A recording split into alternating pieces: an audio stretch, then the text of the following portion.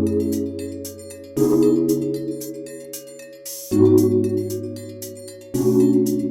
right. Hello, everyone. Welcome to today's event. We'll be getting started in just a few minutes. While we wait for others to join, chat down below and let us know where you're tuning in from, what college you go to or are an alumni of, and a company you'd love to work for one day. And I'll also send this in the chat for those who are still trickling in. We're very, very excited for today's event and all the amazing advice that you're going to get today from our panelists.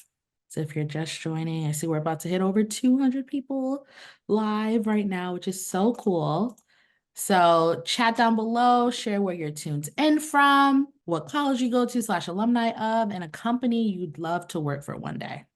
All right, we have a few people. I see we have people from Jersey. We have some people. Ooh, we have a fellow Howard Bison. Hi, Ichu. I went to Howard too. We have some people from Cali, Austin, NYU, Atlanta. All right, LA.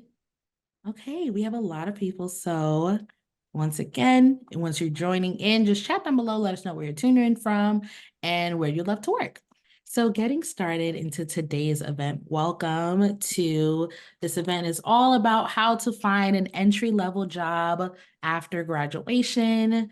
For today's event, this is a panel style event. We have some amazing panelists who are also early in their careers, who have walked in the same paths that you all are about to go on as you're navigating your early career journeys. And they have a lot of amazing, insightful, resourceful information to share with you all today. And I'm very excited for you all to hear their journeys and their advice. So we're going to start with introductions and having everyone introduce themselves, starting with Dan Reese.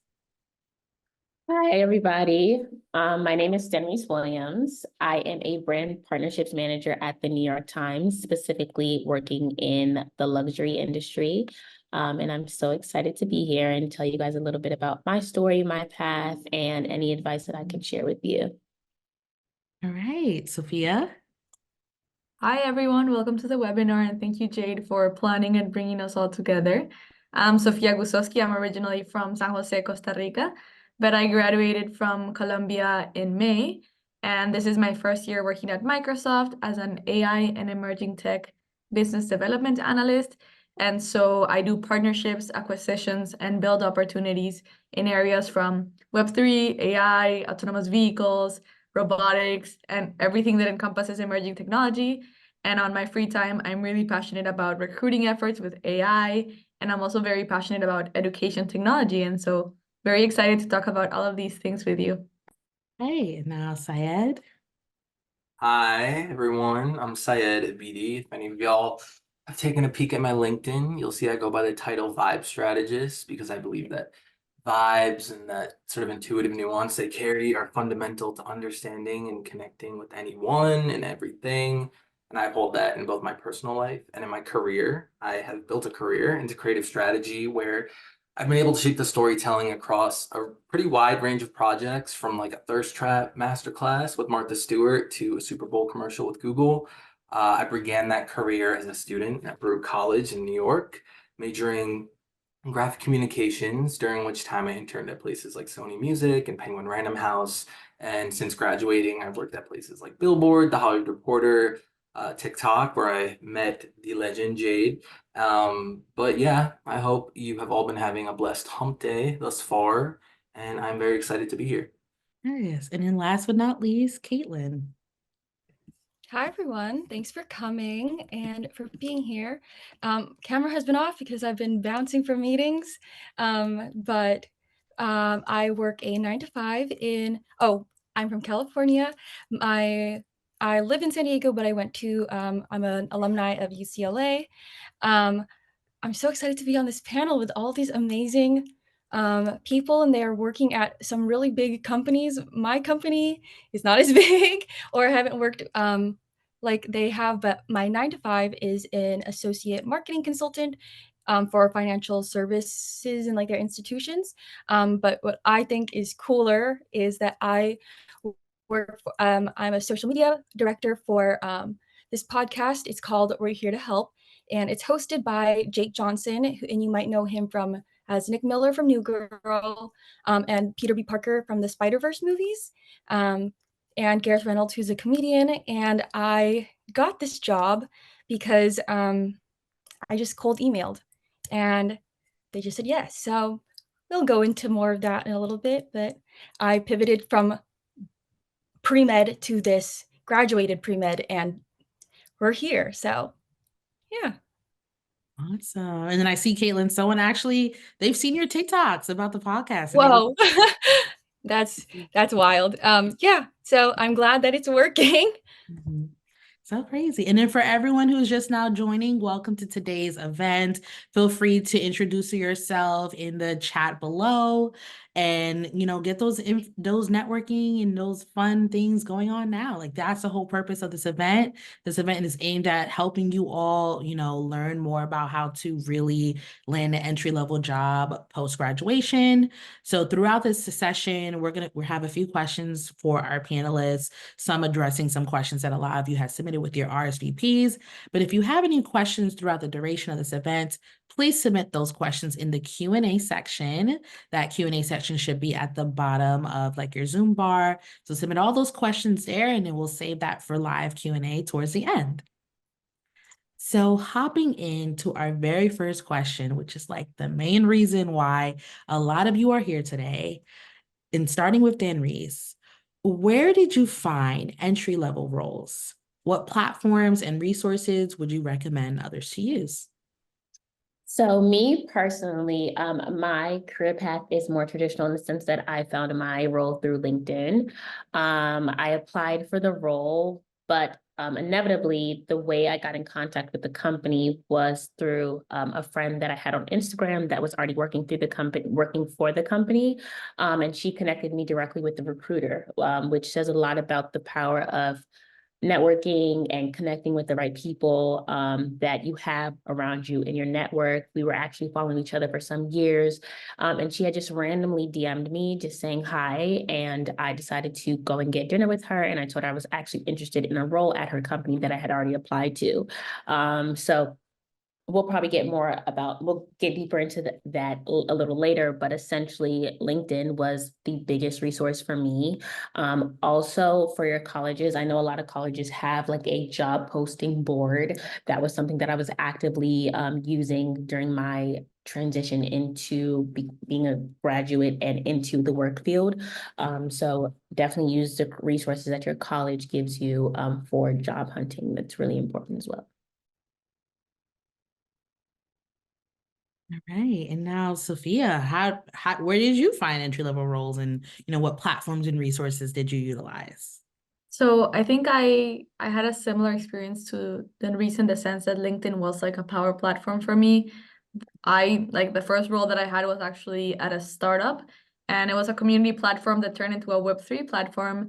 But the way I got this role was the Gen CVC Slack channel.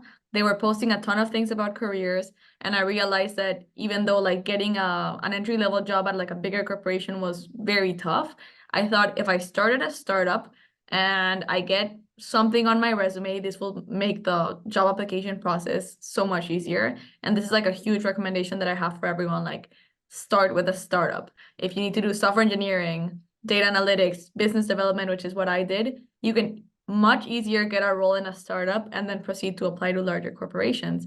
That being said, I also really used Ripple Match, which is a platform that you submit your resume and it connects you with recruiters automatically. That really helped me out. It helped me land a job at BlackRock. And then the reason I got Microsoft was a recruiter actually reached out to me via LinkedIn.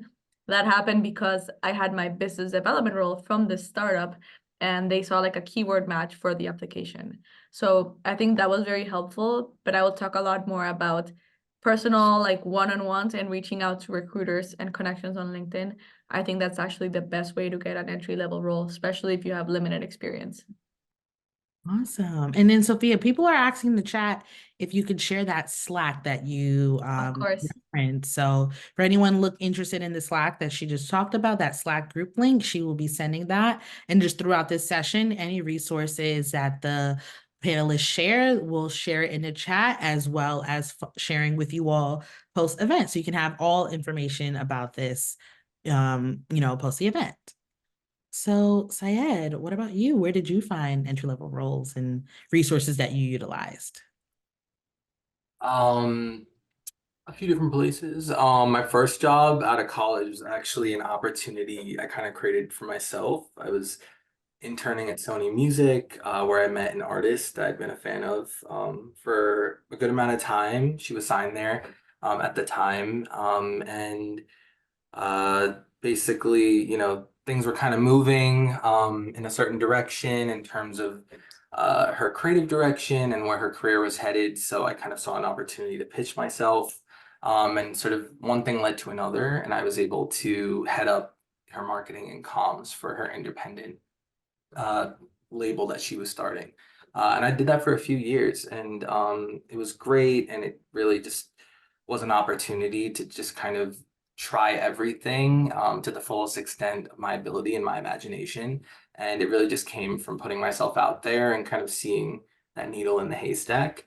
Um, so that's, one example, but I also, like Denise mentioned, my college also had its own job board, which I had a good amount of luck finding paid opportunities on. It was filled with job posts from like community members and past alumni, and actually found that, responding to those listings on there, it was just typically much more responsive than like applying to a job on LinkedIn because there was actual people behind those posts. So would definitely recommend looking into and leveraging, any alumni student resources or networks if possible. Usually, even if you've graduated, you could still access those as long as you hold on to that student email, which y'all should be doing anyway, because we all love opening a little student discount after graduating. I would also recommend just any kind of like what Sophia mentioned, any sort of like community driven groups. These exist on Slack, on Facebook, LinkedIn, WhatsApp, Telegram, and these are just for communities that share like some facet of identity, whether it's more affinity based for people of color or for specific types of industries or job specialties. Like for example, one great online community that I'm a part of is called Hue. It has a Slack channel specifically catered to people of color in the marketing industry. Another online community I'm a part of is on Facebook, actually, little throwback, and it's called Sweathead, and it's for strategists all over the world. And these types of groups are great for, yes, like getting access to literal job opportunities, but also like networking and other types of career opportunities. So yeah, the power of community is tremendous. So just find yours and tap in. I'll share those links for those communities I mentioned. But yeah, really just try to create and sort of find within kind of my own identity and the people that could sort of resonate with that. Right, awesome. And then, like we said, the panelists don't be sharing any resources that they're talking about in the chat. So I know there's a few people in the chat right now. So you'll see that from the end of their name will say way up panelists. So just know that if you see that at the end of their name, they're from the panel and they're just sharing their resources. And then now, Caitlin, where did you find entry-level roles? That's a good question. The thing is, because I didn't know I wanted to, or when it came to being medicine, pre-health, I don't think that people use LinkedIn as much, at least from what I've seen, because they tend to be more in-person events and like people just aren't always looking on there. It's usually from word of mouth. So I actually didn't even use my LinkedIn pretty much until my senior year. And I was like, oh shoot, I got to do this now. And it was like maybe 10 weeks before the school year ended. So my last quarter. So but I will say the way I found a lot of them when I was starting to kick it into gear was actually through TikTok, because that was where I would look up saying like where to find entry level jobs. And of course, LinkedIn was always the number one. LinkedIn, I was also looking a lot at like Indeed. Um, um like I think like AngelList in like for like looking at startups potentially, especially because I wanted them to give me a chance. But I would say that the ones that you really have to sort through LinkedIn, and even if you apply on LinkedIn, that doesn't guarantee you're going to be able to get it. So I got my first job through LinkedIn, thankfully, but the second I also used Handshake. Was not very like I said, did not have a chance to fully like speed run through all of the roles that I wanted to be going for, but sometimes you have to make them yourself. And that's why with the job that I currently have right now, it was genuinely my first ever cold email that I had sent out. And it just happened to be really lucky. They hadn't posted about it, they hadn't said anything about it. I was just listening to the podcast. I was like, looked at their Instagram after they mentioned something. It was like, okay. Like I was like, they probably don't have a social media manager. And then so just reaching out and creating that opportunity for myself. And so yeah, just being ready for it. Yeah. I'd love to echo that from Caitlin. I think even if you see like you want a role and you're not seeing it posted, for example, they're hiring for an associate software engineer and you're like at an analyst level, don't give up, right? Reach out to the team, make a job description for yourself and be like, hey, these are my skills. I'd love to apply to a software engineering analyst position. This is what I can offer for your team. I'd even be willing to maybe work for 1 or 2 weeks for free and show you my talents. Like, give me a chance. And so don't be discouraged if you don't initially see a job description. I think this definitely doesn't work as well if it's like a larger company like Microsoft or Google. But if you're working at a smaller company or at a startup, you should definitely be encouraged to try and make your own job description. It often works. Mhm. I love that. And I love the idea of just like looking at alternative places like TikToks or just like job boards that a lot of people are talking about. And also, Way Up is also a job board. Like we have a lot of internships and we also have a lot of entry-level jobs. So I definitely would recommend utilizing this platform as well. So going on to the next question. If you were a current recent graduate today, what are the steps you would take when entering today's job market? Starting with Denise. Well, first, I definitely want to recognize that today's job market is so much different from when I started. Definitely a lot tougher with everything going on economically and so forth. I think if I were to be entering the job market today, I would focus, which is something that I did when I was entering, on, first of all, building my network. I think just speaking to everything that the other panelists referred to, who you know gets you in the right rooms and who you connect with. So like Sophia said, just constantly messaging different recruiters or messaging people that you know that are in companies that you are looking to work for. I think in terms of my career path, what helped me is that I was working in luxury for so long. Going back, if I didn't have those jobs within luxury and I was coming out of school with no experience, the first thing that I would probably look for are internships, right? Because sometimes those are the things that are going to get you into the doors or into the companies that you're looking for a little bit faster than going for those entry-level roles. So looking for internships, being able to make use of my network, right? Because you don't want to also say that you know people, but you want to be able to make use of the people that you know. And the third thing that I think I would do is look for the right role for me, right? I think a lot of the times when we're looking for jobs post-college, we're kind of like mass applying to different jobs and not really looking at the connectivity to what you would be doing and how it resonates with you. So I think I would be very strategic to the companies I was applying to and the roles that I was applying to, and making sure that it's something that, when you do get that interview, it's something that you can speak to, that you're very passionate about and that you're interested in. And I know that's hard because when we are graduating, we're kind of at the point where we just want to focus on getting a job, but it'll do you so much better if you're strategically applying to roles that are related to what you want to do long term. I love that. I love that. Sophia?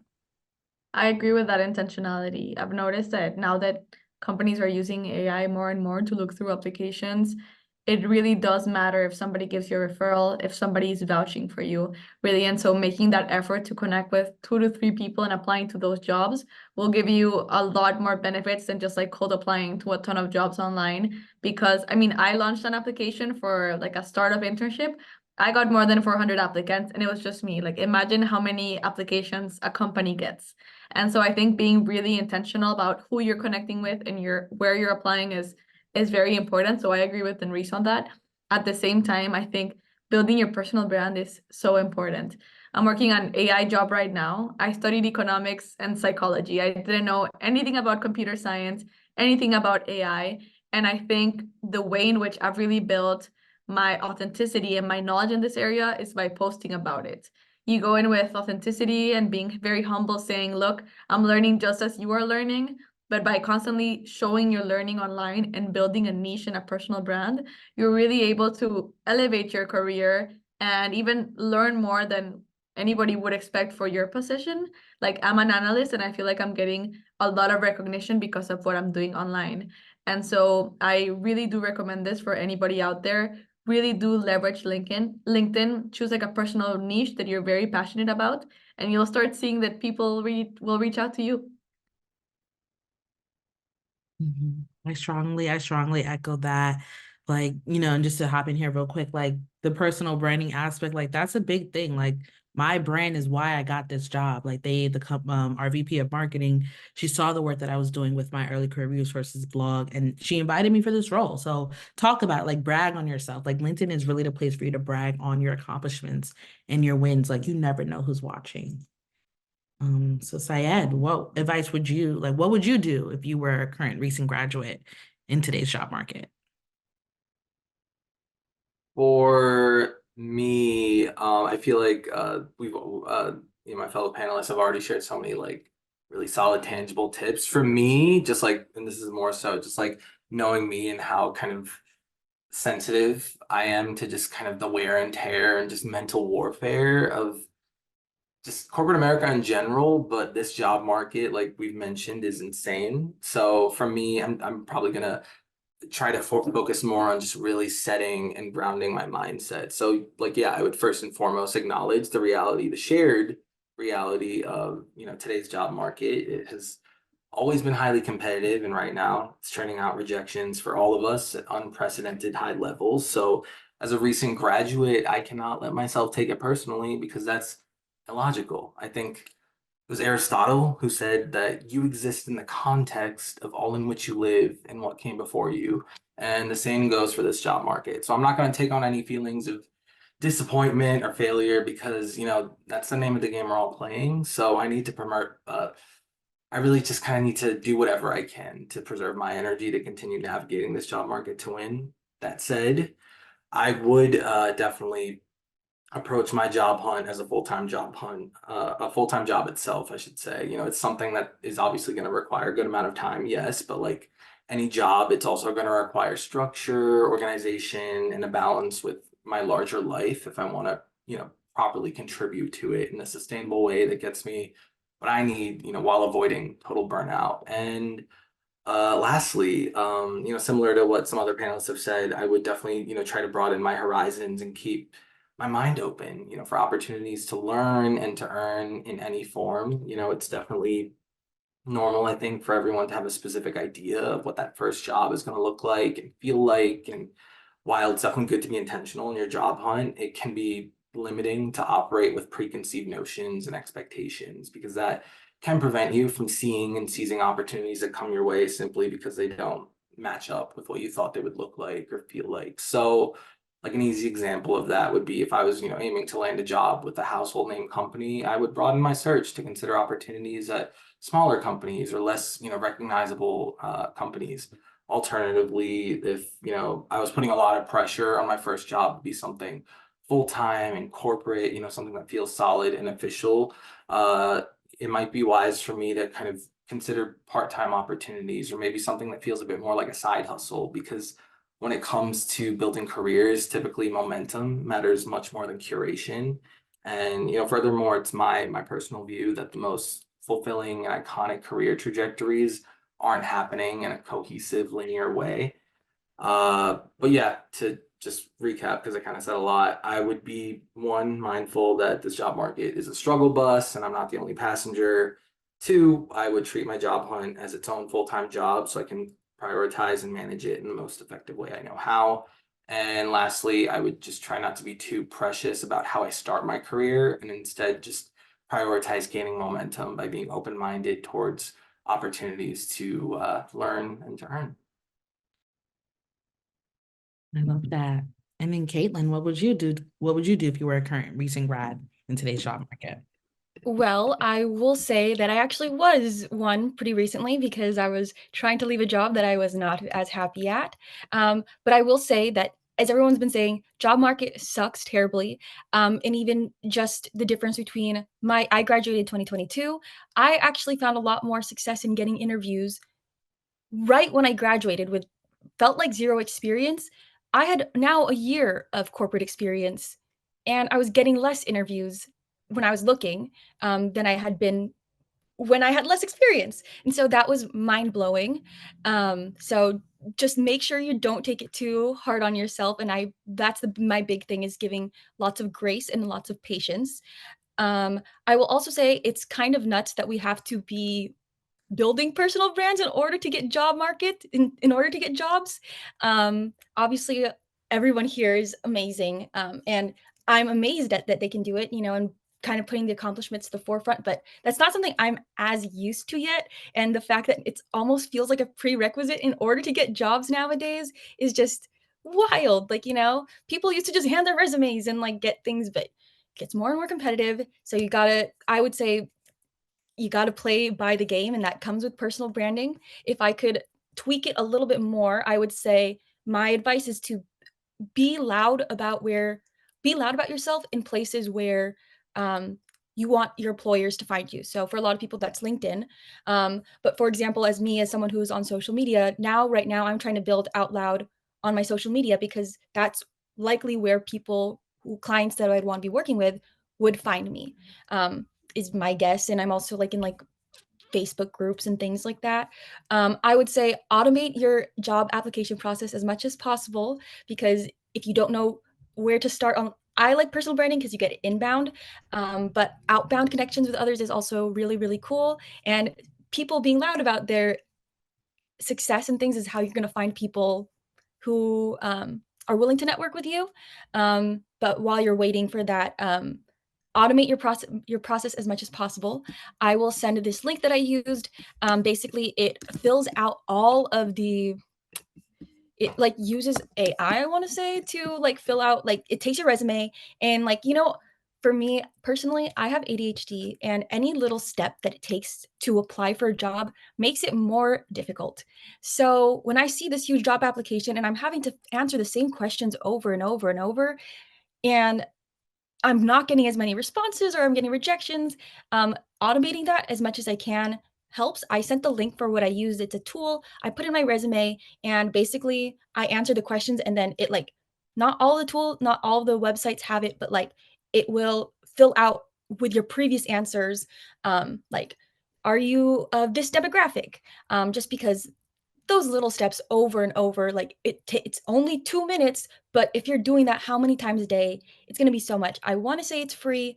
I've never paid. So yeah, I use Simplify. Highly recommend that. And that's a big tip that I give to all of my friends and my younger, like people that I know. So yes, personal branding, automating it, just making it as easy for you as possible. Mhm. This is so helpful. And I hope everyone's listening in, jot it down, taking notes. Like I mentioned, the panelists, they're sharing these resources that they're talking about in the chat. So be sure to look for that. And then hopping into our next question before we hop into our next theme, that's all about just the application process. And this is something I've heard a lot from students and I'm seeing in the chat now. And we can start with about 2 people for just this question. What advice would you give for those dealing with rejection, job searching fatigue, and just dealing with your mental health while on a job hunt? And anyone can hop in here. I can speak a lot about this. I think just realizing that, one, you're not the only person going through this process. Again, like you're going against sometimes hundreds of other applicants. Above it all, please remain self-confident, right? And don't look at rejection as a straight path into failure, right? Like you can only you have to fail in order to win. That's like the mantra I go by. And two, you have to be able to persevere against it, because in life there's going to be more no's than yeses, but it only takes one yes for you to get into the door that you want to do, that you want to get into. So persevere. Become, if you're not already very self-confident in your abilities, right? You are in a world where so many people are already telling you no. You have to be able to look within yourself and remind yourself that you are where you are for a reason. You are getting into these doors for a reason. If you haven't yet, you will. You just need the right person to see. So just be self-confident. It's a hard market, and it's not only you, but you will get where you need to be. Just don't give up. I completely agree. If I could echo, if that's okay, I feel very strongly about this, and I wish I could tell myself this from literally, I started job hunting in like October of this. So I'm like in it. I've been in it for a while as well. I would say the biggest thing is that you are already likely as amazing as you think you are. You just have not been given the yes that you would be benefiting from. And I say that because for me, I think about my achievements and I'm like super excited about them. And it's really cool getting to like meet people and talk to them about that, all of these things. But the thing is, it's weird because I'm also like, this has always been within me. Like I could have always done that. I've applied for so many roles, got rejected, and then now like getting to do seeing my accomplishments. I'm like, I could have done this for you all. Like all those people you rejected me. But it's just like I really hope that you don't let the rejection get to you personally, just because like I said, like it's likely within you. It just literally has not been the opportunity for you yet. And with this job market, I know it's really, really tough, but I hope that you keep that confidence as much as you can be, because you are going to be the one who's believing in you. And if you are not believing in yourself, it's going to be harder to convince other people. So you really have to walk into interviews and resumes, honestly, like you are it, like that that's they would benefit from you. And that's also a good thing. Make sure you, when you're in interviews, you're getting the vibe of them too. It's just like you don't want to say yes and they're overworking you and they would have like kicked you out in like 2 weeks, you know? And I will say rejection is redirection, as cheesy as it is, because it's funny. I had applied for so many full-time roles. I had like gotten close to getting the role, but I wouldn't get it. But the thing is, if I had gotten any of those roles, I would not be having my current podcast job, because I would have been so absorbed in the new job that I didn't think to apply and reach out. So you really never know. And I hope that your opportunity comes for you when it's meant to, and I hope it's sooner rather than later. Mhm. I love that. And I really love just like emphasizing like to not take the rejection personally. Because a lot of times that company, they could be going through a lot internally that you have no idea. There could be upcoming layoffs. There could be a change in just like the resources for that department. Like there could be things that have nothing to do with you as a person. So just remember that. Like, don't just think that it's you. I agree, and I think it's sometimes unfair just because, for example, sometimes internships are live, and like I know as a fact that they're not hiring, like they don't have budget to hire for that specific year, and they're still online, and so people are applying for a job that does not exist, right? And I said this in the chat, but remember that they're judging you only on a piece of paper. They can't see the person that you are. They can't see your talents, and so I think the whole process is very unfair, especially now that seems a lot of companies are using AI to judge your resume. And so it's becoming more of like a strategic game rather than your own talents, right? And so what I recommend to a lot of students is when you're submitting a resume, are you using key terms from the job description? Are you using keywords about the industry, about the job itself? And I think that's what really is making a difference now. And that says nothing about you on a personal level whatsoever. Mhm. I agree. And in hopping into our next set of questions, and this is another one that was submitted a lot. How did you stand out during the application process? And what do you think helped you stand out when there's hundreds of applicants for a role? And we can start with Syed here. Yeah, this is like no shocker to anyone, this is just getting harder and harder to do in today's job market. I feel like we've mentioned this already, but referrals are always something you should prioritize trying to get. They I will say not all referrals are made equal. They're not going to be kind of like the magic carpet ride to get you to the top of like the hiring manager's mind. They just, put you on a different line. That line might be still super long. It's less long than the one that everyone else is using.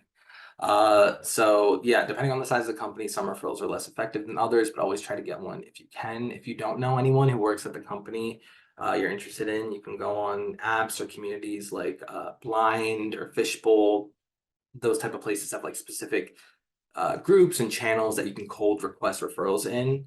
That said, probably what I've found most effective in my experience is trying to just get in touch with the hiring manager or someone on the hiring team for the specific role you're interested in.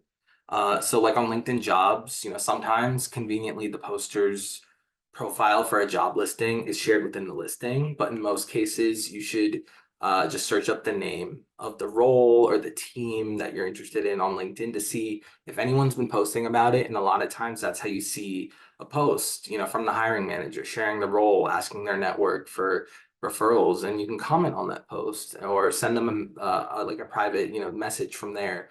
Obviously, responses aren't guaranteed, but that's a great way to kind of get the most meaningful visibility you can with someone who can internally amplify you as a candidate.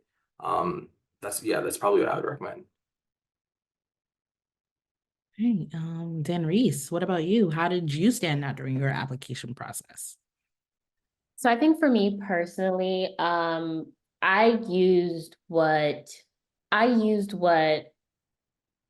I know specifically got me into certain rooms or what was special about me, right? So I kind of like have a bubbly personality.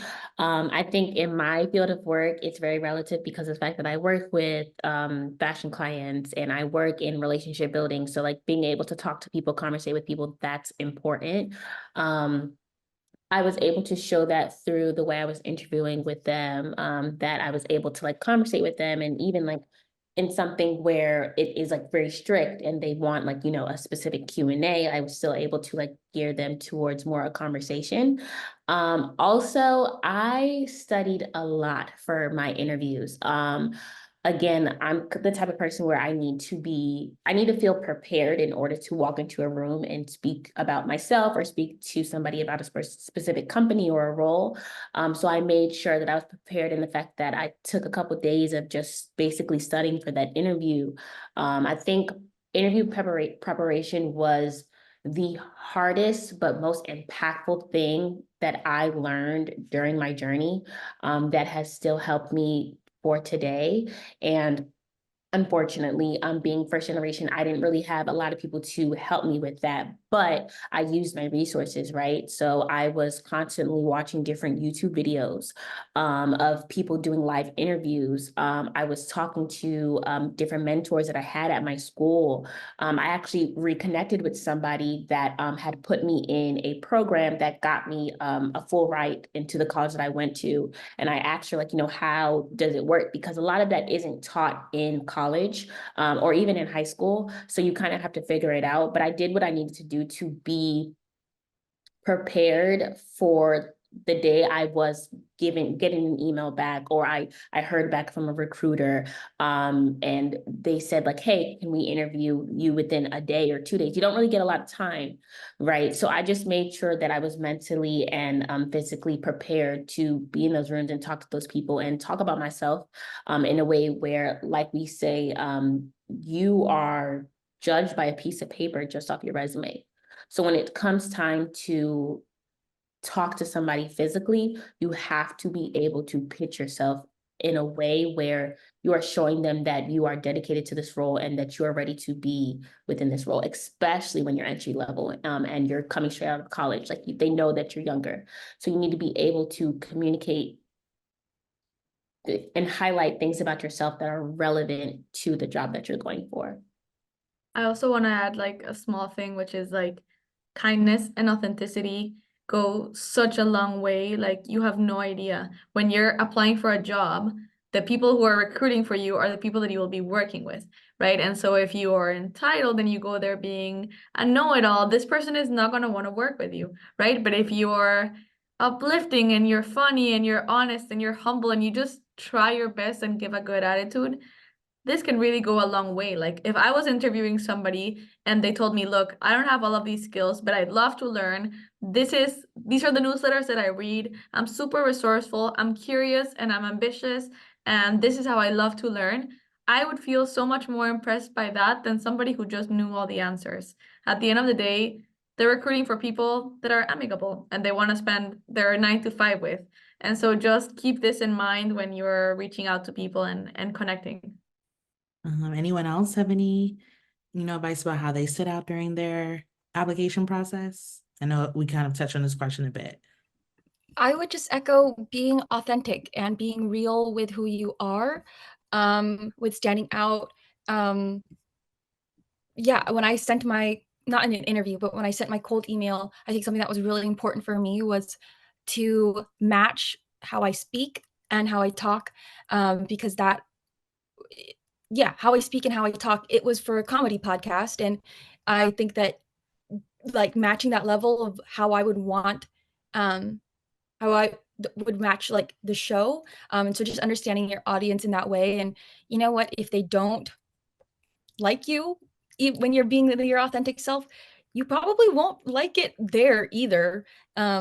With And you're going to be forced to be there, and then your livelihoods are going to be, like dependent on it, and then you're going to hate your life. Um, so I would say that showing up as yourself right away is helpful.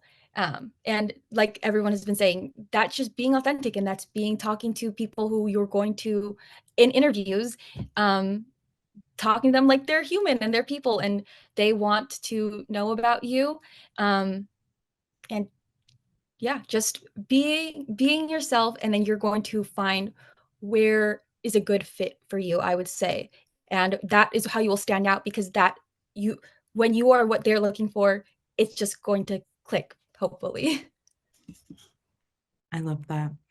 And then before we hop into our next question, I also really, really want to I echo everything that everyone is saying about being yourself, being authentic, but like, honestly, like the true thing you really, really, really, really need to do, like what Denry said, you need to impress them in your interview with your research, because a lot of people, they get so caught up on just like, yes, you can talk about your experience and your relevant experience and how it relates to the role, but like, you need to take the time to do your research on the company, on the interviewers, do like if they have any past reports or any like public data, like, or reference things like their mission statement, like mention like little things that are like small but like important on a larger scale, because a lot of people are not doing that. A lot of people aren't doing that research, and that's going to really stand you out, because a lot of people who get interviewed, they pretty much have the experience that is relevant for the role. But those who stand out are those who show up as their authentic selves, but also those who do a lot of research, because not a lot of people are doing a lot of research,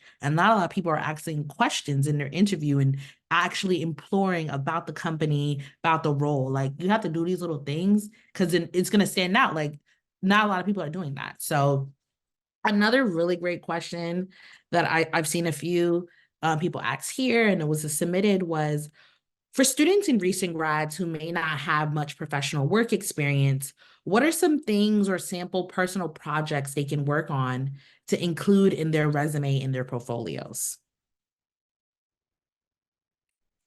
And anyone can hop in here. I can answer. I know I just spoke, but I can answer that because literally yesterday my sister was asking me the same exact question. I would say look at your own personal projects, because those matter way more than you think they would. So look at personal projects. I put my own personal TikTok on my resume, and that was pretty much the extent of my marketing experience, because I grew my account from like 0 to like 10K in a month, which numbers now harder, but like I started after the lockdown, okay? Like, and so but the thing is, even if it doesn't, you have to make it sound as impressive as you can make it. So focus on those metrics, and what that can help with. So personal projects that you start on your own. I would also say class projects. I have my class project written in there and what I did and how it aligns with the career that I want to be doing. And you could also do look at, I would say, take the current resume that you have now, look at a job description you want to have, put the both of them into like Chat GPT or something, and see like how they can make the connections for you as well, so that it's tailored and it might see things that you aren't seeing. I like also going on TikTok about saying like, oh, what experience, how would you say this in corporate, like of your already experience that you have. And when, at least with social media, you can make like mock-ups and like fake things so that you can build your portfolio in that way. And you can also take courses. There's so many online courses that you can be taking and learning about, and just showing ways to show it, I think, is something that I struggled with for a while, but you really can go out and get those yourself. Yeah, and I would love to add to that. Well, one, Kaylin, I think everyone is intrigued about seeing your TikTok. If you want to share the link, we're excited to see that. And then also going off of what she said, metrics, numbers, numbers, numbers. Companies love to see the amount of growth that you have put into the experience that you have, right? Like I've noticed that I get responses back more so often when I have realistic numbers that speak to what I did, where I started and where I ended, compared to different roles that I were in. So having numbers on your resume is so important. And I think in general, just kind of like learning like resume etiquette is very important, like how to format your resume, what should be on there, what it shouldn't be, and then also making sure, of course, everything is relevant to the role that you're applying for, and remembering everything that you did, right? I think it's also very important to have one general resume that has everything that you ever did, and don't leave anything out, because you'd be surprised as you grow in your career, what you realize, what you did in the past was actually more than what you thought it was, right? So you kind of go in, you edit it and make it relevant to a job that you see, saying, oh, wait, I have done something like that way, way back, but it's still relevant to this job and speaks to the experience that I have. So I think those are a few tips that I would definitely use moving forward. And for me, just like really, like I cannot emphasize enough, like experience at a startup, right? And so if you talk to a founder, he can, like, a person can have 1 to 2 employees, but you can pretty much get any type of role under your resume, right? If you're applying to a software engineer role, it will really help if you have the software engineer title somewhere on your resume, right? So you can work unpaid, part-time, doesn't even matter if it's a small project or you're not even contributing that much, but really getting those titles to match with the role that you're applying to is so important. If anybody sees a founder that they'd love to connect with, let me know. I'm happy to facilitate that introduction. But really, it is what changed my career. And for my brother, that's the same thing that I recommended, and same thing for my friends. And I think that's really the best way to get roles to match with your experiences and just like get to the career and the place where you want to work at. And then also just to give some like actual examples of projects too, like say you're interested in working in marketing or advertising, like you can look at some of your favorite brands and like see like maybe like what are some, if you were working on that team, what are some marketing pitches that you can do, and you can do some mock-ups. Like that could be a really fun way to build up your portfolio. And like you can even use that to pitch yourself to the company, but like be mindful because you don't want them to steal your idea. But like that's what I encourage you like to think. Like for me, like if I wanted to work at Electronic Arts because I love Sims, I would create mock-up projects of things that I would love to see in The Sims, or things that I would love to see. Like I really like Olipop, like how I would market a particular drink. So look into, and then that could help you. Like if you're interested in working in the food and beverage industry, you can find products from that industry and make up some mock projects and add that to your portfolio. And you never know, it could become a real thing. That's an amazing idea. If you do the job for them for free and show them that you're able to do it, like they're gonna recruit you. Like they already know that you can do the job for them and you did it without being paid or without them asking you to. And I think this shows so much about your ambition and your passion as a person. So I totally echo what you said, Jade. Mm-hmm. I love that. And then before we hop into the live Q&A, because we had a few questions that were submitted and then someone that were even shared today, but a really good question I wanted to ask you all would be, what are some green and red flags to keep watch of during the application and interviewing stage? And we could probably start with Syed here. Yeah. Yeah, so as I've kind of shared, I am personally all about reading the vibes and following, my intuition. So in most cases, I'd say if something feels fishy, even if you can't like quite articulate why, that's still some, telling you something worth listening to. Similarly, if you just have a good feeling about an opportunity, even if, on paper the pros don't fully outweigh the cons, that's something to properly consider. That said, I do have like one specific green flag that I look out for when interviewing. I'm learning more now about an opportunity, and that green flag for me is, if I learn that some part of the opportunity that I'm interviewing for is in its infancy. Like, in other words, the job title I'm interviewing for is newly created, or the team or department was just introduced or freshly restructured, because, what that tells me is, you know, one, there is no proper historical precedent for what the perfect candidate looks like, or even what success in that role completely looks like. And knowing that, I can be more creative in building a narrative around myself and what I can bring to the table as a candidate. It also tells me that there's an opportunity to help shape and establish things in some way through this role. As someone who thrives in ambiguity and appreciates that opportunity to, really directly shape things I'm working on, that's a big green flag for me. Obviously, that won't feel as green of a flag for everyone here. If you're someone who values, being in a role that has more of like an established structure or regimen that you can rely on, that might be your red flag, but it is something to look out for just the same and consider accordingly. So yeah, that's like the one thing that I think a lot of people don't pay the most attention to, but when you do kind of see that opportunity in that gives you that chance to really kind of drive impact, and a lot of times you're going to see this at startups especially. um I see that as the greenest flag, because that's how you get real results and really get your hands dirty early on in your career, when you might not have that opportunity at a more established company.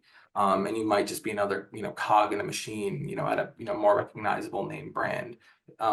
So yeah, don't underestimate that power of stepping into an opportunity in its infancy in some capacity. I would love to follow up with that. I would say definitely, one, go with your gut. Your gut will never steer you wrong. I've been in so many interviews where I just am going through the process and realizing this is not something I'm passionate about. This is not something that I see myself doing for a long time, or even sometimes even a month. So listening to that and using that to guide you. And then also ask as many questions as you can. Like, guys, when they tell you and they ask you, like, do you have any questions after those interviews? Go ham with that. Like, literally ask as many questions as you can. Show that you're curious, but also like ask questions that you really want to ask, right? And I think also, there's been times where I've literally asked to speak to someone that's in the role that I'm in, to understand their experience and what they're doing and what they're interested in and why they're doing it. So essentially, I think the best way for you to vet out a company is to ask as many questions as you can, and go with your gut in terms of how the interview process is going, how the manager is speaking to you. I find that the interviews that I thrive the most in, and that I just find to be the most exciting, are the ones where I'm actually having a conversation, right? And I think a lot of times these companies, like they do make it hard. I'm not gonna lie, they do make it hard. Like with these processes, they ask you a lot of different questions. But sometimes if you're not connecting with person on the other side, it's not you, it's also them.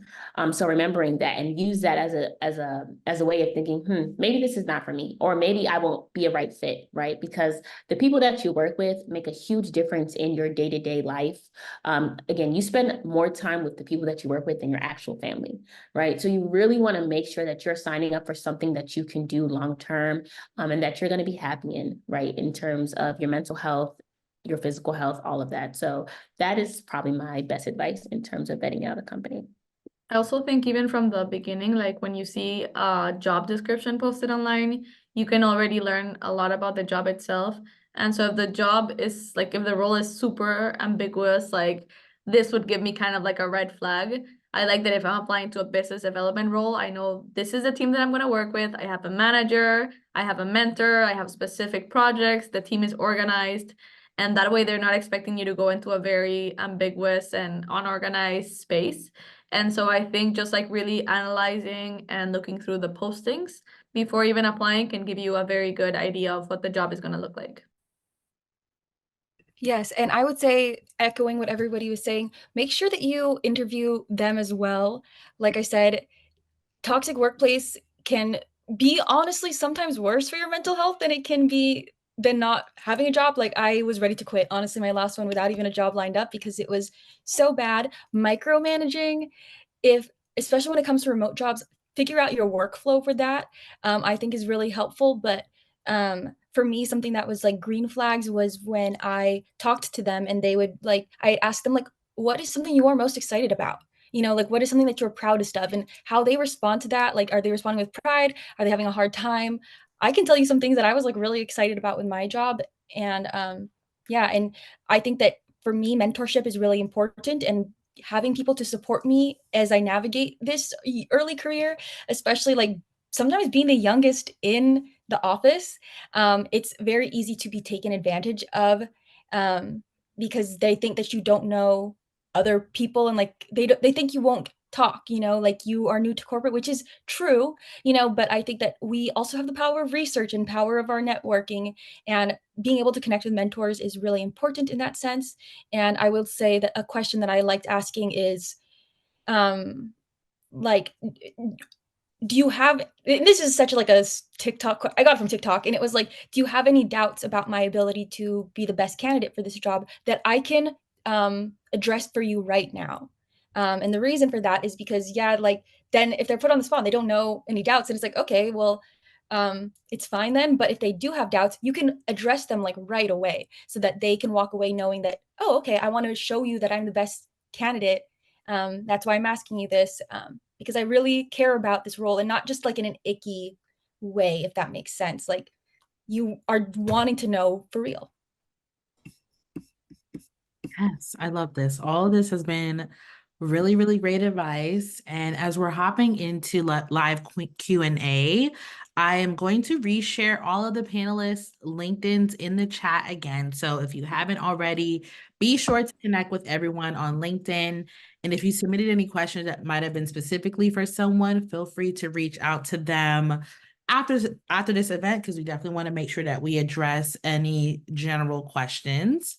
But going into our first submitted, one of our submitted questions is, for new graduates dealing with social anxiety, networking can be extremely challenging.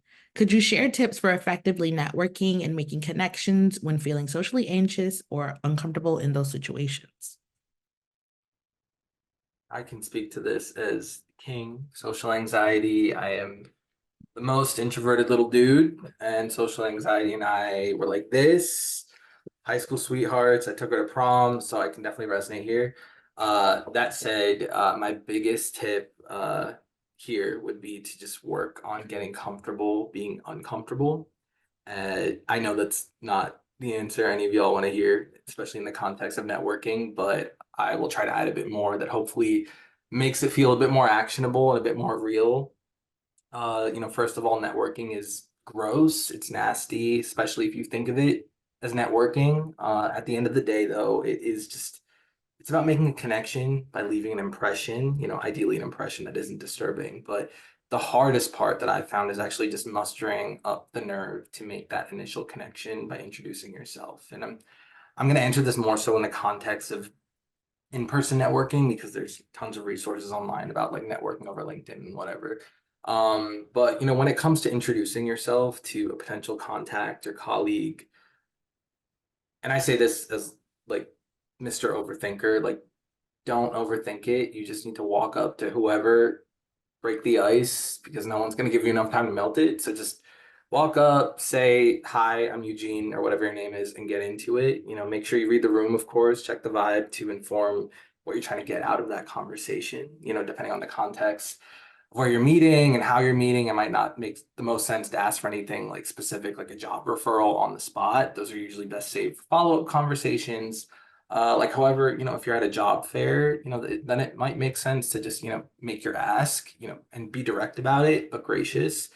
Uh, in most cases, though, your focus should be on leaving an impression that's memorable enough for you to continue building a connection with and follow-up interactions. And that impression you leave is entirely dependent on your vibe, your personality. But one piece of advice that I can give in making it is just remembering that people crave authenticity, especially in networking scenarios, especially right now. A few panelists have mentioned this already in the session. I think a lot of us with social anxiety try to be overly pleasant and non-intrusive, but that doesn't leave an impression. It kind of does the exact opposite. So don't be afraid to give them a taste of you that feels playful and quirky. I know that's easier said than done, but it doesn't have to be smooth or seamless or even cool. It just needs to be real.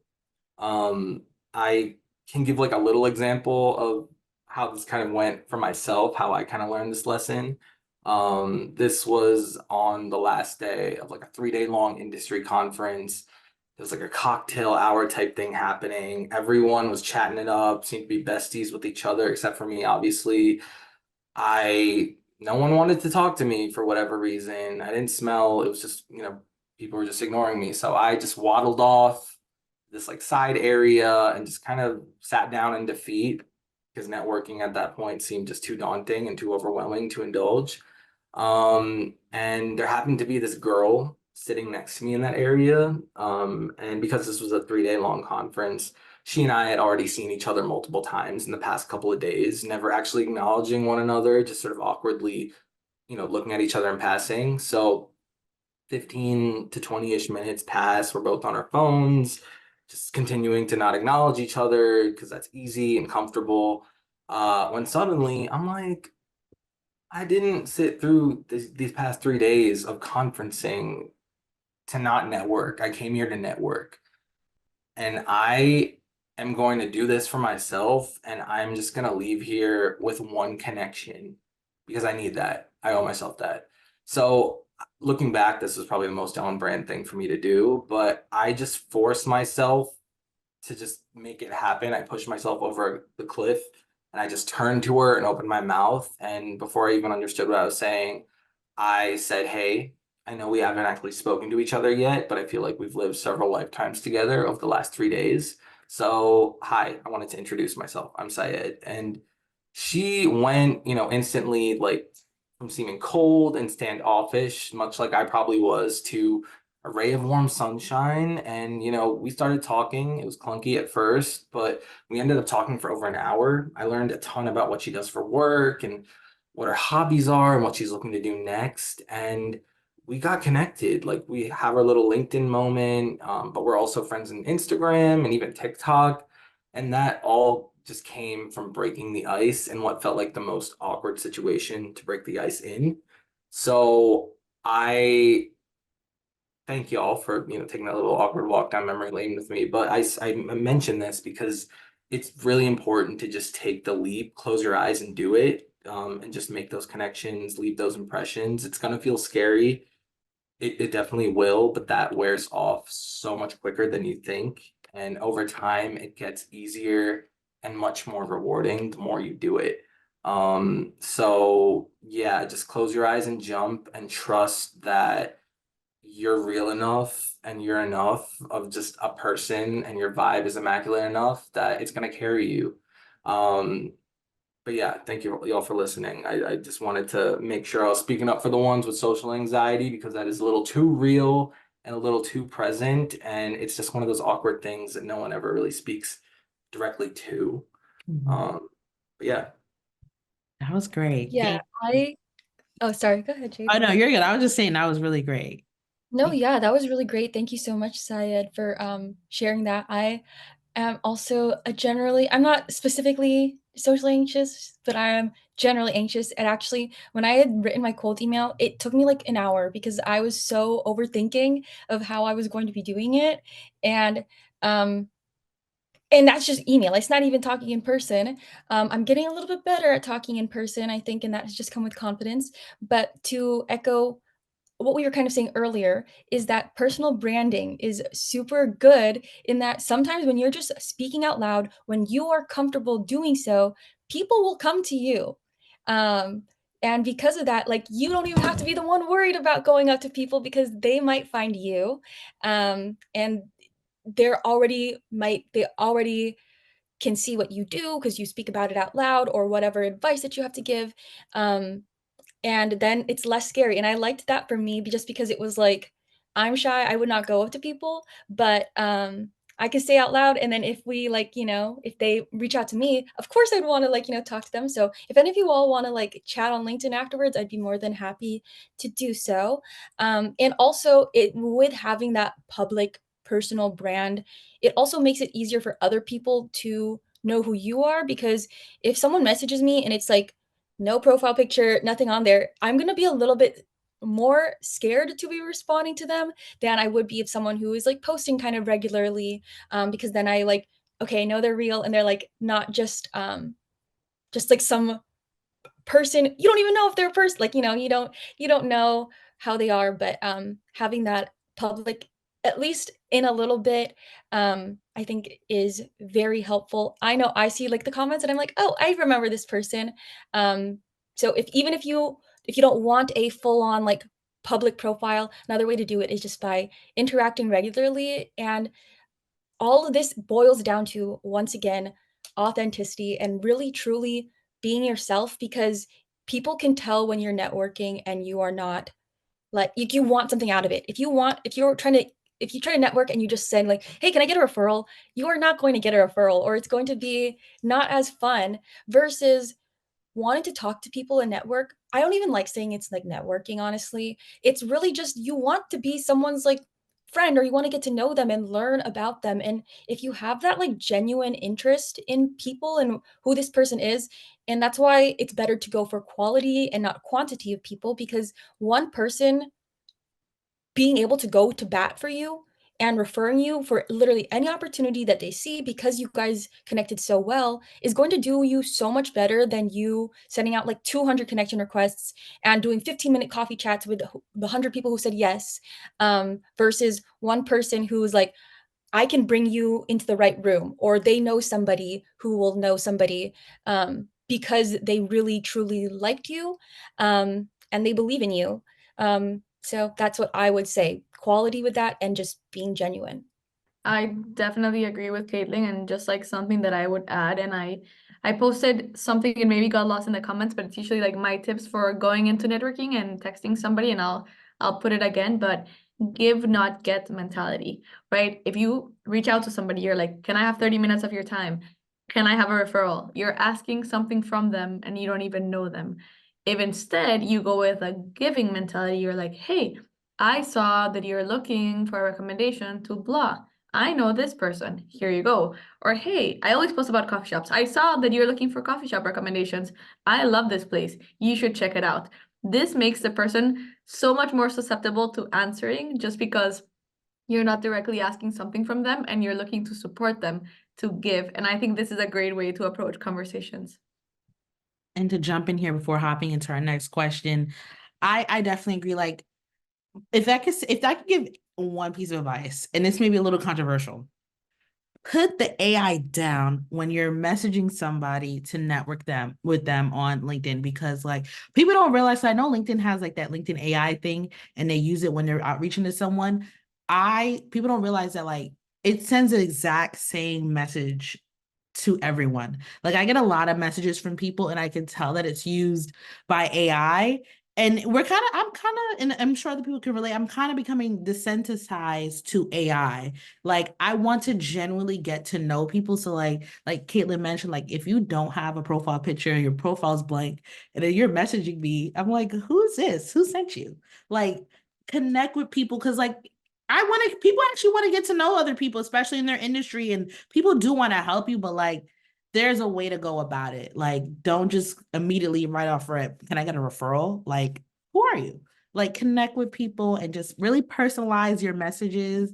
And just even just like in person and networking, like a tip that I have, I don't even like when I network people, I don't even like right off rip like talk about professional stuff. Like we could connect and talk about the event that we're at, or you can start a combo with like a compliment on their outfit or just something cool, like or maybe something you notice that you have in connection with that person, and then from there that's when you can naturally integrate like all the professional stuff, but like kind of treat it just like kind of it's like speed dating, but not really speed dating. And it's like you just want to get to know this person and you can find something that you connect with real quick. And then from there that could transition into something. And then in terms of personal branding, because I know it was mentioned a few times here, and it was also a few questions that were submitted. What are some of your tips and advice about, crafting a personal brand? Because in my eyes, like all of you have a great personal brand. Like your personal brand is why I invited you to speak on this panel. So like, what are some tips that you have about personal branding? And I would love to start with Denise, especially just like working in such a really cool industry, like how, because you mentioned like, your personality and just being bubbly helped you enter a lot of rooms. What advice would you have there? So I always recommend people to show up as their true self, but in obviously the most professional way, and just kind of keeping up with the knowledge that you need to like be in these rooms and have these conversations, I think is really important. To speak about my personal brand in general, I think through and through, I just give fashion girl. And people want to talk about that. That's not really an industry that everyone is a part of or everyone really understands. So sometimes people just want to have conversations about like what it's like working in fashion, what it's like to represent these fashion brands and so forth. So for me, I just show up as that. I'm like the person in the room that, I care about that stuff, right? And you're always going to find someone that connects with you on that level too. So you just have to be yourself, right? Don't pretend to be somebody else, or don't show up as someone that you're not, trying to connect with this certain type of person. Like you want to find someone that is like you, like-minded as you, cares about the things that you care about, and then go from there. But like my best tip would be just show up as yourself, build your personal brand in terms of, I know a lot of us are, I don't want to say content creators, but we care about the content that we're posting, and that we're posting consistently. Be consistent, right? This is a day and age where everyone's trying to get it. Everyone wants to be a social media Mongol because this is what's happening in our life today. So it's like, just be consistent. Don't be afraid to be yourself, and it'll get you really far, especially in a personal level in terms of branding yourself. So yeah, that's what I would have to say. And someone in the comments, Denise, said that you most definitely give fashion girl. So that is why I wanted to highlight that comment. And I agree. It's giving fashion girl. Anyone else? What advice do you have about just creating a great personal brand? Sure. I love branding and personal branding. I feel like that's honestly one of my favorite things to be doing. So if you ever have any questions on that, I'd be more than happy to answer. However, I will say that the hardest person to make a personal brand for is likely, at least from my perspective, has been yourself. Like, it is so hard for me to make a personal brand for myself because I know myself super, super well. And like, I know all the nuances. And so sometimes it feels almost flat to like, feel like you have a personal brand. And I have ADHD. I have so many different like hobbies and interests, and it's hard to like distill it. And while it's true that I think that that's something I'm still like working on getting to, the best thing that I would say is ask yourself like, how would friends describe you? And what do you want to be known for? And try to distill that into like two or three different things, and people can get to know you like as they get to know you, of course, like introducing those little things here and there. But like there are so like I love that, like, you know, I consider myself, oh, I'm a very kind and thoughtful person. But like, how is that? There are so many people like that. How is that going to make me stand out? And so like it sometimes feels icky, but like trying to do what you can that does make you stand out. What is something, how do your friends describe you? And when they describe you to other people, like for a while, I was actually shying away from talking a lot about the podcast because I was like, I don't want to be known for just this. Like, I want to be known for who I am, like as a person and all these things. But then I was like, wait, how can they get to, I don't want them to know me for that, but they don't know me for anything. Let me focus on that first. So you can zero in on those things that like really make you stand out. And then you can grow from there. And then you'll find your audience because it'll be easier to resonate with you when you are focused on just a few things here and there, not necessarily as big and broad as you'd like to be, because I know I struggle with that a lot. I'm not about to let us pass up on the opportunity to hear from the Jade, who just hit 50K on LinkedIn. What is your answer to this question? Honestly, my biggest, I definitely agree. Just like showing your personal interests. Like I love, like I've already, the fact that I've already mentioned the fact that I love Sims 4 is just me just always like, that's part of my branding. Like people know that I love Sims. So just sharing more about your personal interests. And I think what I really love with LinkedIn too, I'm able to share my professional interests and my wins and just any of the resources that I share for Gen Z. But then I'm also able to share more about me because I'm able to connect with my audience and I can have conversations that lead into things that are not even professional, but always somehow tie back into professional. So for me, just even just personally over the years, I've really built my personal branding through content creation. Like you don't like, there's this stigma or belief that you need to be a content creator to have a personal brand. You really don't. Like I see LinkedIn as like, I like to view it as your professional blog. So this is where you can come and you could talk about your wins, you could talk about your interests, you could talk about any thoughts or insights that you have in your industry. Like I've seen a lot of marketeers, especially like anytime like there's this new marketing campaign or there's a new trend or something, they're sharing their insights on LinkedIn, and you're going to connect with other people who are in your industry that also may have those similar thoughts, or they may want to have those conversations about those cool campaigns. So really go on LinkedIn and, you know, just sharing that. And then in terms of just your personal brand too, like it's yourself. Like you want to be able to walk into rooms, especially rooms of the industry that you're in, and people already know you because you've made yourself a thought leader. Like you don't need to have certain accolades or you don't have to work at a certain company. Who you are, your thoughts, your perspectives is very, very valuable because there will be people who want to hear what you have to say. So to remind yourself that like you don't need to be at a certain level in your career to share your thoughts, share your insights, or just position yourself as a leader. Like you, that's how it starts. Like you start sharing those pieces and those tidbits, and then you become a leader, and then you get these opportunities and you get into these spaces that you want to be in. But you have to start with just sharing your thoughts and kind of just like forgetting like I know sometimes posting on LinkedIn could be a little cringe, but like trust me, like just come and just talk and be your authentic selves, and you're going to find a community that really resonates with what you have to share. I'm just going to add to that last point, and as someone who is, a bit of an expert on creator influencer strategy, and that I find influencers and creators for brands, for brand campaigns, I can't express, how important it is to not put too much pressure on the type of content you're putting out there. If something is interesting to you or curious to you, make a post about it, make a video about it. Just because it's on your mind, you have no idea which touch points or which keywords someone's going to find you through. So if you're, like Jade, and you're posting about, early career opportunities, and she does, mention, by the way, this is my shrine dedicated to Sims in the back of my closet, and goes right back to her regularly scheduled content. The Sims movie is gonna like look that up, and they're gonna be like, wait, I just found our next influencer that's gonna be the face of our LinkedIn marketing campaign.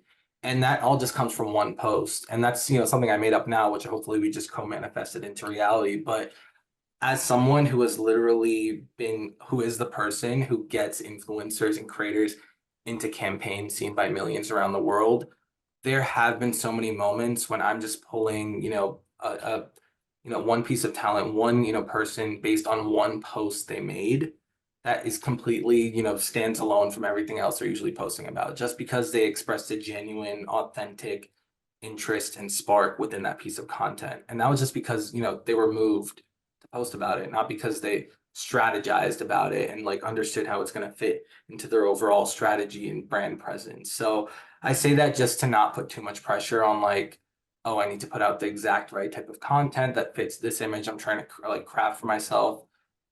Just demonstrate your curiosity, demonstrate your passion, and people are going to resonate with it, like we've already said. And don't put too much pressure on it. Yes, and if I Also, could add with the, oh, sorry. go for it, Caitlin. This is going to be really quick. With the TikTok ban happening, I would say people are moving away from the app, right? Counterintuitive, actually go harder on TikTok because it's going to be going away. This is your chance to like use it as a testing ground, and like if you've been wanting to be creating, try there so that when you're practicing, you don't really have anything to lose. And if this is your chance to rise to the top and you can get like a quick short term like creator program or whatever, this is your chance to kind of do it and take advantage of it. And maybe people will be on there less, but if that gives you that room for that creativity and that practice at least of consistently posting, then I think that that in itself is going to be a win and will take you farther and give you the skills to transfer on a different platform, different culture, of course, but like just getting that practice and having as little friction as possible in sharing your thoughts. I agree. And even on LinkedIn, like before I had like a structure of posts that I really liked, I tried so many things. Like I posted about AI tools, I posted about recruiting, I posted about people that I was following, and just like tried so many different types of content until I found what people were finding the most helpful, and that's what I stuck with. But even if like on LinkedIn, just like don't be afraid to test it out. I love that advice from Caitlin. Just like test it out, see what sticks and see what people like. And at the same time, you can never go wrong with giving rather than getting. Like if you are on LinkedIn and you're sharing resources, like Jade is amazing at this. Like you know that if you want resources, you want jobs, you go to Jade's page, right? And so you want to be this person that is very given and really wants to help others. And this can really help establish your personal brand. And one last comment. Someone said, don't sleep on YouTube Shorts, y'all. I can't express the power of using social media across all different ventures, Instagram, TikTok, YouTube, LinkedIn. Don't only stick to one medium of social media, use it all and use it all to your advantage. Because especially if TikTok is going away, you want to be able to transfer the community that you have to other points in other social media accounts. I strongly, strongly agree. All this has been amazing advice. And like I mentioned, I know we shared a lot of tips, a lot of resources. If you would like, this recording will be shared out to you. I'm going to drop the email where you can send a request. And with the recording, you'll be able to see the recording and you'll also see the chat. So you'll see that resources. But after this, over the next few days, me and the Way Up team, we're going to be gathering up all the resources shared and we're going to share that out. You'll receive a follow-up email from us. You'll also see content about this on our socials, on my socials. And if you haven't already, please be sure to follow connect with the panelists. Like all of them, they have amazing insights, amazing resources that they share. And I love following along with them. And then one final question that I would love to ask before we wrap up is, if you were to do it all over again, applying for jobs, networking, all of that, what would you do differently and why? Or what would you not do differently? I'm gonna speak to the social anxiety introverted crowd again, because this is like a little tip I kind of learned later on in my career that has been actually really helpful. As someone who is chronically online, I try to cyber stalk whoever I'm going to be interviewing with. And when I say stalk, I'm not trying to be funny. I will scroll to the bottom of your Instagram, your fiance's Instagram, your ex's Instagram. I will see what your stepmom made for Thanksgiving. I will know which 3 friends you felt comfortable enough with to tag in that Instagram giveaway for a $50 gift card at your local pizza place. I will find all of it. And am not ashamed. I'm mostly not ashamed to admit that because it has helped me prepare by obviously learning more about who I'm speaking with. But I'm not learning all of that because it's going to come in handy. Like I'm not going to be my biggest weakness, probably my stepmom's green bean casserole. Oh, you can like we're not playing psychological tricks usually, but knowing and seeing all of that stuff about who we're speaking with helps me get a sense of them. You can catch their vibe, which ultimately helps, you make it easier to speak with them in your interviews. Intimate social media snooping aside, look for things that put your interviewers into context, things where you can understand, what they're thinking, how they look, how they speak, things like articles they've written, podcasts they've been interviewed on, panels they've spoken at.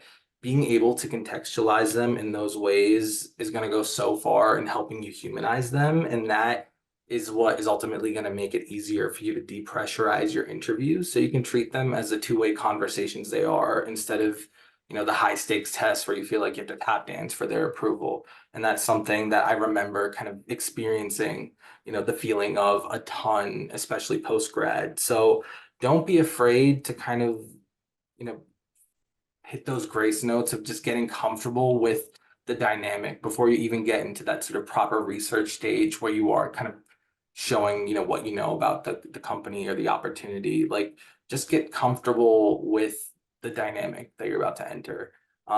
Especially if you are someone who can get more anxious or is a bit more sort of reserved as a person. I would Yes. definitely try to do that, if I was time traveling. I'll also jump in really quick. I think the one tip I would also give is one, don't give up. I would say for me personally, I was looking for a job for months before I actually got the role that I got. And I would say that there was a lot of no's versus yeses, right? And if I had stopped, just like as you said earlier, Jade, I would have never gotten the role that I did. I would have never thought to, connect with the person that I connected with that got me in front of the recruiter. You just have to keep going. I know it's so hard and it's so much easier said than done, but essentially like that's life. And especially when you're graduating, you're going to be facing so much real life things going on that you can't let it stop you from reaching the goal that you want to reach to. And then also don't be so hung up on one entry point, right? If someone had told me that I would be working for the New York Times post grad, I would have been like, are you serious? Like, no. And to be honest, it wasn't even, it's a great company, obviously, but it wasn't even my first choice. I was so focused on working for a fashion company, right? So it's like, in my head, it was like, I had to do this and nothing else. And honestly, it was like one of the best decisions I ever made. Literally the reason why I moved to New York. And that's another thing, get out of your hometown. Don't be afraid to move. Don't be afraid to leave. Make that move. Even if you're by yourself, I came here just by myself. I'm originally from a small town in Maryland, went to Towson University, no background in fashion. Leave your hometown. That is the best advice I can give anyone. Leave your leave your hometown. Don't be afraid to do something different that is outside of the calling that you created for yourself, and never give up. You have to keep going. And I'm from Yes.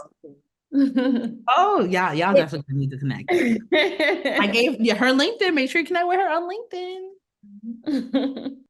No, yeah, Denise, whatever she said was great. I am still unfortunately stuck in my hometown, but I've been doing remote, and so you know how it goes. But everything works out for different people, and rejection. If you guys want to hear something a little funny, I was like, I would not do anything differently, which is kind of weird because I completely pivoted. And I always think sometimes like, oh, it would have been so much better if I graduated and had known that I'd wanted to do marketing since I started as like a freshman. If I had put that much effort into it and had learned all that I could when I was starting and networked with them, because college, you're meeting so many new people. I was like, at the health field at that time. And so I changed right before I graduated. And then I think back, I'm like, what if I had known back then that I'd want to do it? I'd be so much farther in my career. Likely I would have gotten more internships, connected with more people. However, I think that sometimes, so I've realized now that I don't regret it because it makes me cooler, I think. Like, like I don't have any regrets about what I studied because I enjoyed it, and it's going to make it diverse for me. There's a difference between the skills that you have and the field that you are working, or like the field that you are working in. So marketing, I think, can be applied across any different field. But if I'm passionate about this, I can go into like healthcare communications. So it sucks that I would have been able to learn more back then in college, but I think that I would not be in the position I'm in. And I know that I liked it because I chose it. And everything has led to this now. And it's only added to what I can bring to the table because I am not having the typical traditional background someone might have. And that if I can use it to connect it in another way, it's just another touch point. And yeah, that's what I just, no regrets. If you get rejected, then it's not for you, but just know that you do have so much to bring to the table. And like the job market is just not ready for you just yet. You're just gonna shake things up too much. And if I had gotten anything any sooner, I would not have had the opportunities that I have today. That. Syed, Sophia, anything you would do differently? Just like be louder about your accomplishments, right? I think sometimes we're not confident enough and we're not applying for that job because we don't think we have all the qualifications. Nobody does, right? I'm in an AI role. I didn't know anything about AI. And so I think it's being confident about your curiosity and your ability to learn and just put yourself out there, right? Let them reject you. Apply for that role. And if it's not for you, it won't be for you. But don't be the first to say no and actually take a chance and apply. I love that. Stop the self-rejection. That's like the biggest thing I would love people to do because you literally never know. Like, and for me to answer, I'm in the same boat as Caitlin. I wouldn't change anything I did. Like I also was in that same situation where like I had a pre-health background. Like I majored in maternal and child health. I loved my major. I loved the experiences that I had. But for me, I wanted to work in marketing because I always loved marketing and content creating. Like that was always a big part of me. And for me too, what I remembered, I'm young. Like I can always go back to working in my degree or working in that field. Like I'm in my 20s. I'm going to do everything and anything that I want to do because the time is now. Like, so that's my biggest advice to remember, like, even if you don't work with the degree that you spent 4 years working in, like, you can always go back. You can always make that pivot back. Like, your career journey is not linear. Mine has not been linear whatsoever, but it adds to that uniqueness. It adds to like the fun little side quests that I'm doing in my journey, or the fun little, like the lore behind who I am as an individual and what I've accomplished personally and professionally. Like it's all a part of your story. So it's okay to do things that are completely different than what you imagine, or just staying on that path and exploring what makes your career journey, and to not compare yourself to anyone else. Like literally forget what everyone else is doing. If your peers are all getting jobs and you don't have one, literally ignore that because that's their path, that's their journey, and your journey is yours. And right now, especially if like you're in the thick of it and you're getting rejections and you literally don't know, I'm telling you, you could just wait. Because I remember when I had left my role at TikTok and I was trying to get into early career recruiting, it was like a bad time. Like literally there was so much layoffs. I'm like, why am I trying to get into an industry where everyone is getting fired? I had to ignore that. I had to remind myself, like, I can't watch what's going on because that's going to distract me. And I got to that point too where I was unemployed. I'm like, yo, where's my next job? And in the next week after, I literally got a call from our VP of marketing saying, hey, I have an opportunity. So just wait, because that opportunity, like literally next week, you could have a whole like brand new change in your career journey. But you have to keep going and just I know it's easier said than done, but like literally when you get to that point, you're gonna realize why you had to wait to get there and all that steps and all the paths that you had to go through to get there. So That's my biggest advice. Yeah, this event was amazing. It was very insightful. I learned a lot from our panelists, and I hope all of you did too. Like, as I mentioned, I've shared in the chat. I'm gonna reshare right now. All of the panelists, their LinkedIn's. Be sure to connect with them and just follow along with their journeys and see what they're doing, and feel free to pick their brains. And if you would like, email the marketing email. I sent it in the chat for the recording. And over the next few days, we will be following up to emailing everyone with the recording and all of the resources shared. So keep an eye out for that in your emails. And just something extra, if at any point anybody wants to start their content creation and need some support, like text us, let us know, send us the links to your stuff, and we're more than happy. I speak Yeah. on behalf of everyone here, just like we'll like, comment, and amplify your post. And so get started. There's literally nothing to lose. Post about this event. Literally, I challenge all of y'all who want to be a content creator, post about this event and share the insights that you learned. Like, you are going to help other people who are in that path and in that journey too. So the time is now. Thanks all for coming. This has been so cool. Thank you, Jade, for putting this together. This is so amazing. What a success. I'm so happy. Oh my gosh. Thank you all for being here. I hope everyone has a great rest of their evening and good luck. Somebody says post for a picture. Oh, okay. Let's all post.